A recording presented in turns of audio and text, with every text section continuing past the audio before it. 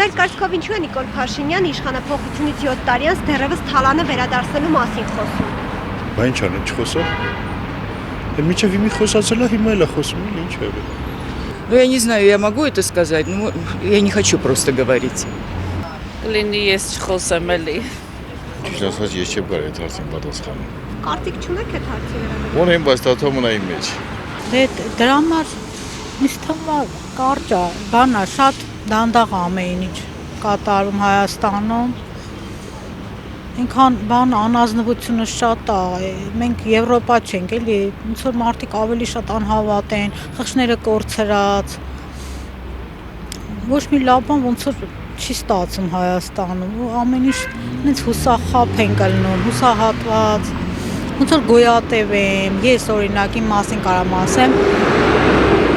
ճնշված եմ ես իմ երկրում, արտասահմանցին ավելի հնդիկը ավելի լավ վիճակում է, քան ես, համար ասենք, ես կուզենայի հավատա ինչ-որ մեկին, թեկուզ Փաշինյանը լիներ, թեկուզ ով ուզում էր լիներ,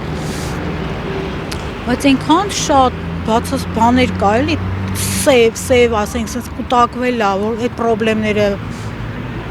մի հրաշքով պետք է երևի լուծի։ Գոնե բռնենք այդ ակունքից, էլի, որ սենց գնանք, գոնե ճիշտ ուղու վրա կանգնենք ու գնանք, գնացքի նման։ Ձեր կարծիքով ինչու է Նիկոլ Փաշինյանը իշխանափոխությունից 7 տարի անց դեռևս թալանը վերադարձնելու մասին խոսում։ Չգիտեմ, իրան երևի հարցնենք։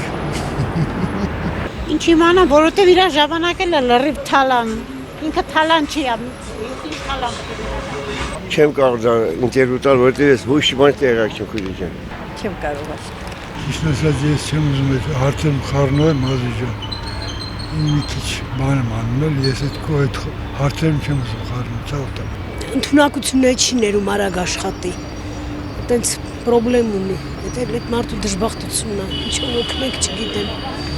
Ձեր կարծիքով ինչու է Նիկոլ Փաշինյանը իշխանափոխությունից 7 տարի Նիկոլ Փաշինյանը